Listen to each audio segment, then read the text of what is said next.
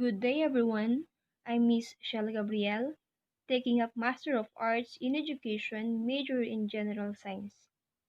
And my topic is all about Augustinian justice and peace, its impact on contemporary realities.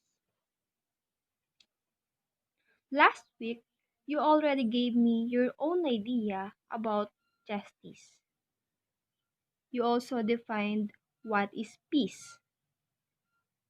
So today, we will find out St. Augustine's idea of justice and peace as we go through our discussion. The term justice and peace did not exist in the time of St. Augustine. In fact, in his masterpiece, The City of God, Augustine draws the dramatic conclusion from this position that the Roman Empire was never a truly just political society.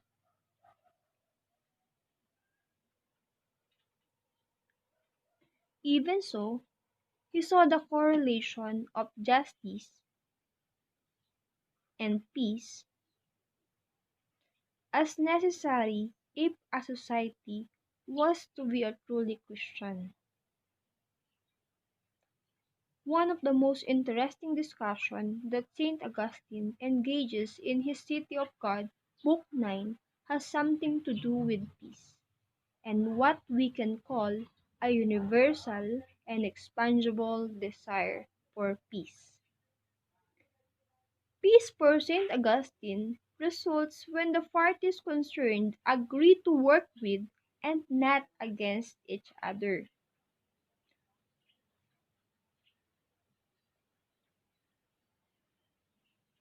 According to St. Augustine, God designed all humans to live together in the bond of peace. However, fallen man lives in society as according to the divine will or as opposing it. Augustine distinguishes the two cities in several important ways, as well as the kind of peace that they seek.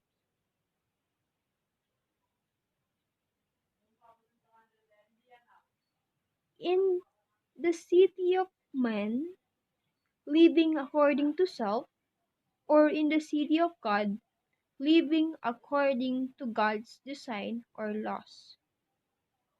Although the two cities are different from one another, there are something in common between the two cities.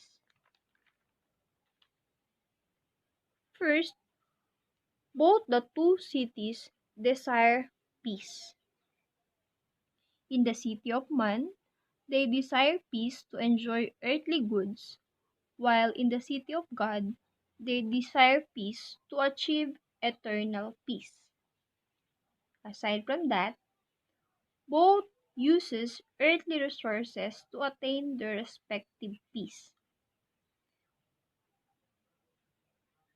Though the city of man is through waging of war, while in the city of God is through the use of temporal things, aids in the attainment of eternal peace.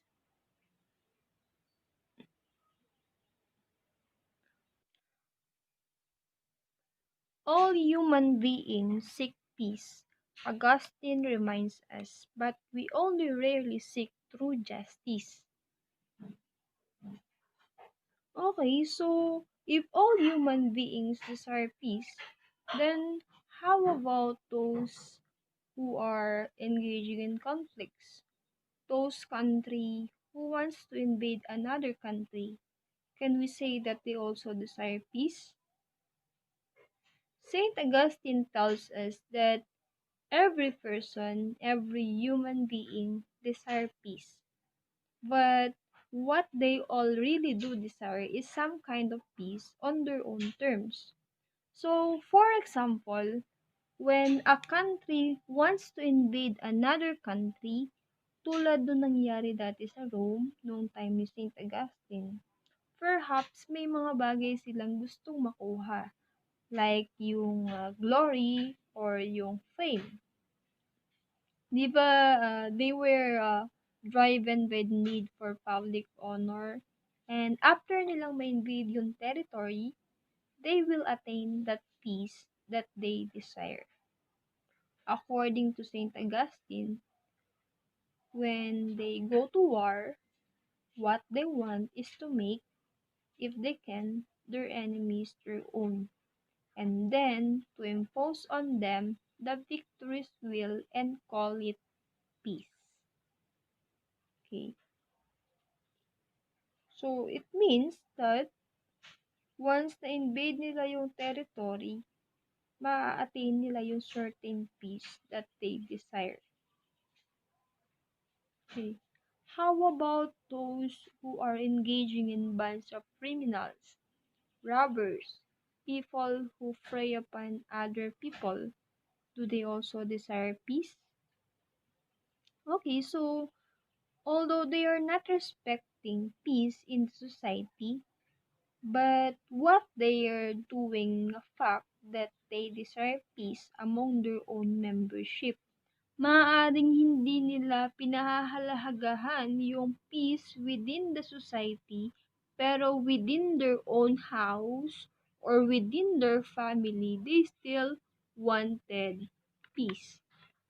Pati nga yung even yun daw yung mga taong sobrang sama talaga according to Saint Augustine, as in yung walang pamilya or someone na pinahahalagahan, pumapatay sila ng walang dahilan, they still wanted to attain peace within their self nga lang. So, although they doesn't want peace with anybody else in their society, they wanted peace at least on their own body. They doesn't want their stomach to not to function well, their body parts to hurt. Still, they wanted peace at least for their own body parts. Siguro naman walang tao na gustong sumasakit ang ulo or hindi nagpa-function yung mga body parts. So, everyone desire peace. Augustine delineates the three kinds of peace. Number one is the ultimate and perfect peace which exists exclusively in the city of God. Number two, the interior peace enjoyed by the pilgrim citizens of the city of God as they sojourn on earth. And the third one is the peace which is common to the two cities. But sadly, Augustine is abundantly clear that temporal peace is rather an anomalous condition in the totality of human history, and that perfect peace is altogether unattainable here on earth. Now, let's proceed to justice. Justice, as St. Augustine understands it, true justice requires right relationships, including a more perfect distribution of the goods of the world in order to reflect more clearly the love of God for all of creation.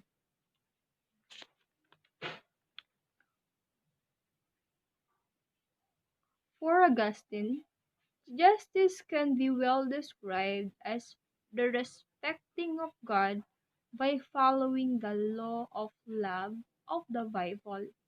Love God and your neighbor just as you love yourself. As defined by Saint Augustine, justice is not fully attainable by a human being while still on earth, as I've said a while ago. A human person can only gain access when he or she becomes one with God, a situation entertained by the Christian religion only after death. So,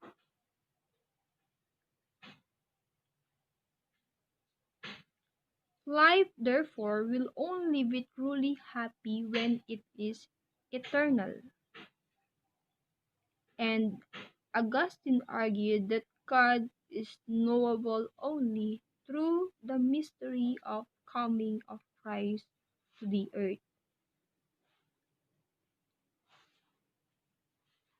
Consequently, there can be no justice without Christ, because Christ is the only one who lived without sin. He is the only truly just man, or Augustus, and thus the exemplar and measure of justice.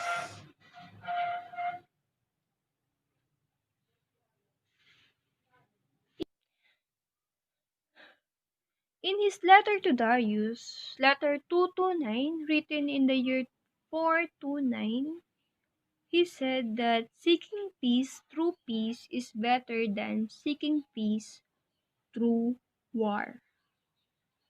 So, despite his Christian commitment to love and peace, Augustine is not a pacifist and can support just wars as morally permissible and even as morally obligatory. So, kasi pag sinabi nating pacifist, those who oppose war, militarism, or violence.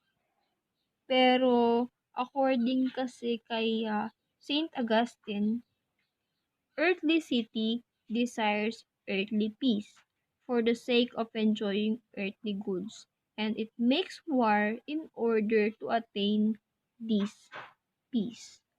So, although sinabi niya na mas mabuting makamit yung kapayapaan sa mapayapang paraan, hindi niya lubos na tinututulan yung pagkakaroon ng war in order to attain peace.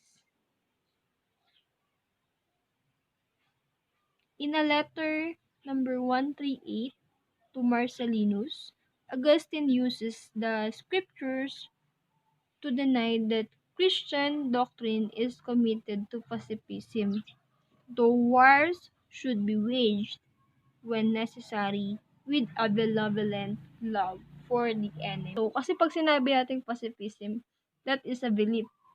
The pacifism is the belief that any violence, including war, is unjustifiable under any circumstances. Pero si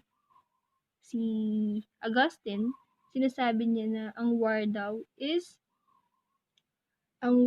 ay morally permissible and even morally obligatory.